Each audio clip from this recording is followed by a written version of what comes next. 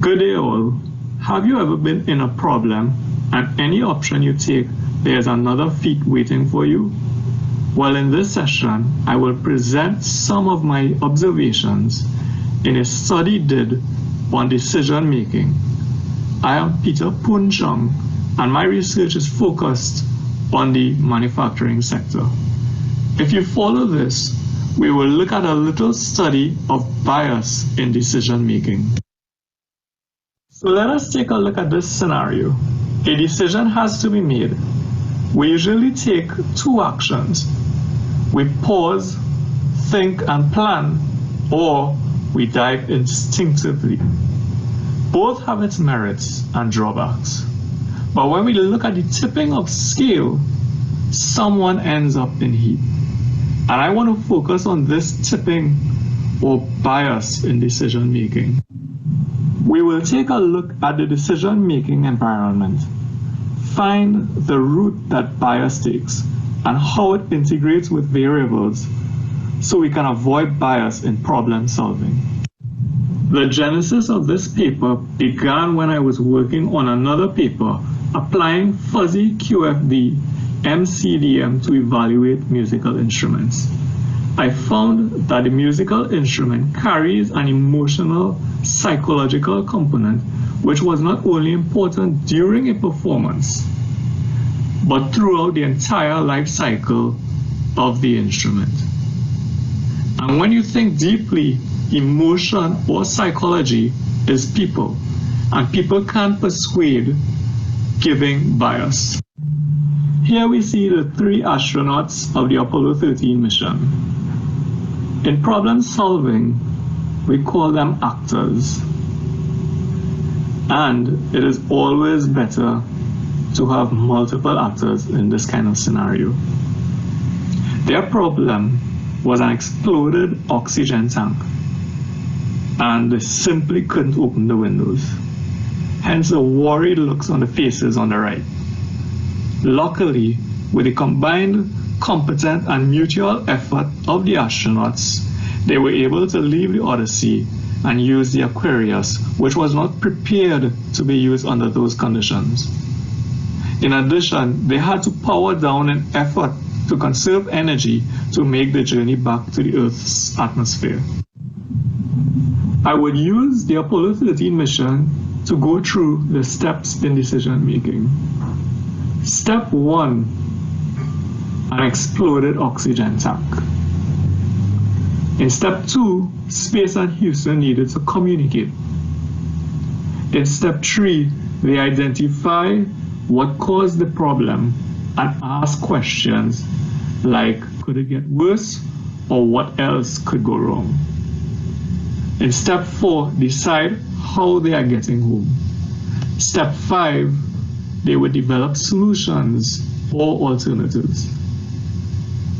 In step 6, agree to one united policy.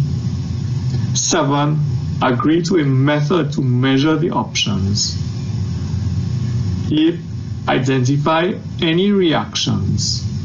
And 9, agree to the most fitting option at that moment. And this is how we got to the statement, Houston, we've had a problem. In decision-making models, we attempt to mathematically model the scenario. Referring to the Apollo 13, they were able to survive because they understood their systems. The manual would have models for different scenarios.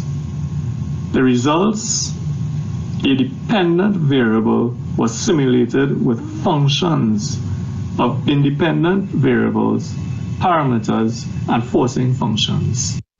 Taking a step back, there is a problem.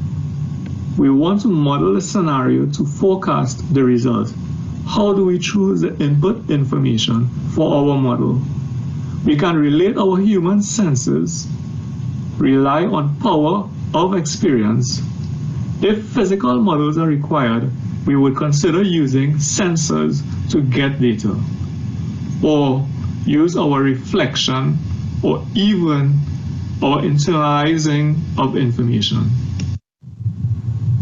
Now we take a look at bias. The sources of bias comes from experience. It can also be a conversion of costs and or uncertainty. Sometimes failure creates bias. Re-entering an experience may promote bias. And anchoring where we remember past experiences can enforce bias. In our minds, misperceived sunk costs would give us bias. We also have the regret avoidance or non-optimal self-perception. This is what I found.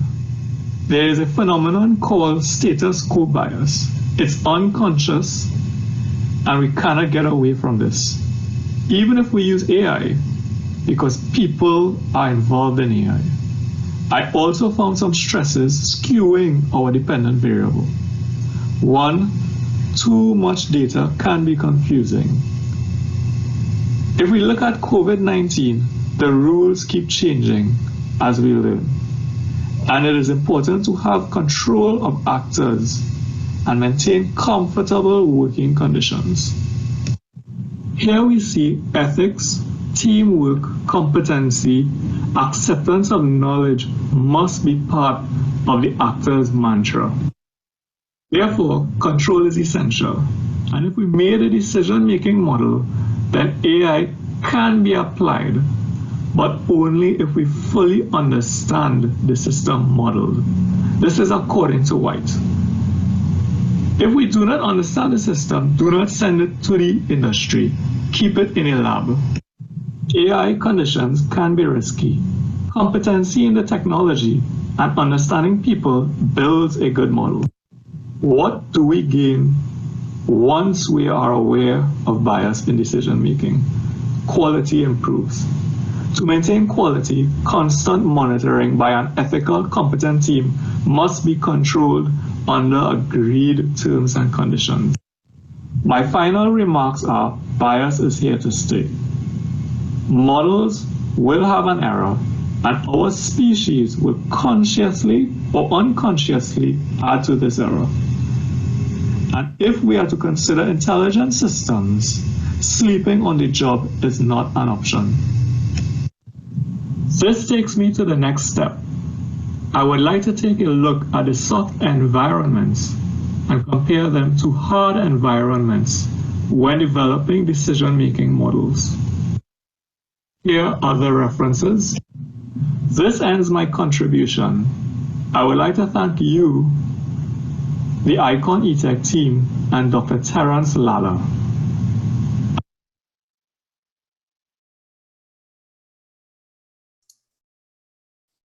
Okay, another very interesting presentation, very thought-provoking. Thank you, Peter. Just to confirm, you're still online. I'm seeing you there and you've unmuted, so that's good. There's a lead-out question from Ashad. Ashad, do you think the fuzzy logic method is an adequate method for reducing bias in decision-making? It will help in terms that we'll be able to measure, have some form of measurement. But really and truly, as I concluded, to reduce bias is really a continuous monitoring of the system or the model, and having competent people, competent and honest people. And that would be the only way, according to the research that I found, that would be able to reduce bias. Let me follow on from that question just a little bit. You mentioned that bias is here to stay, and even our AI does not eliminate bias because people are involved in the AI. Could you elaborate a bit on that? Like, how does bias creep into AI, and you can't? And is it not possible in an AI environment to set your parameters so that you don't get bias? Yeah, this is quite interesting because initially when I was looking at it, at the problem, I was just looking at solving problems. In the research, I suddenly find myself merging into artificial intelligence because a lot of people will speaking the same jargons. And when you look at the development of the artificial intelligence model, it's a human being has to develop it. And if we have any special intents, then it will have that bias in it. And as I mentioned, the bias is here to stay. It's just because of our internal instinct. We can't get away from it. The key thing is just to keep monitoring the system to ensure that it's correct.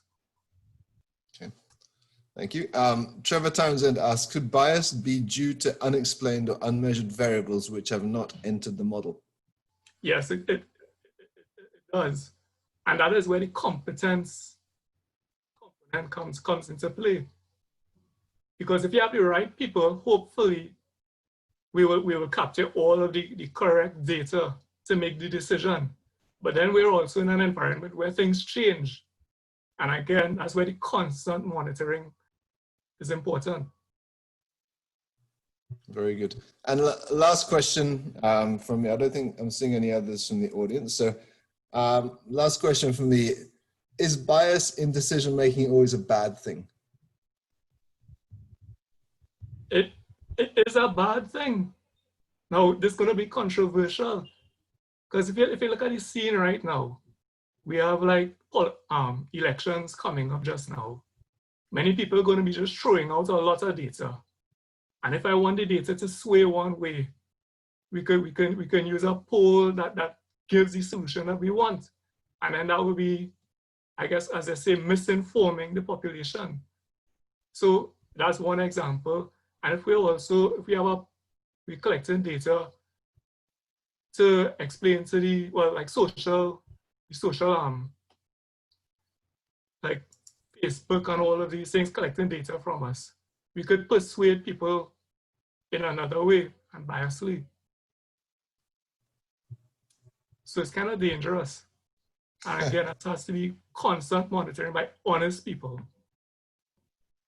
for a true solution.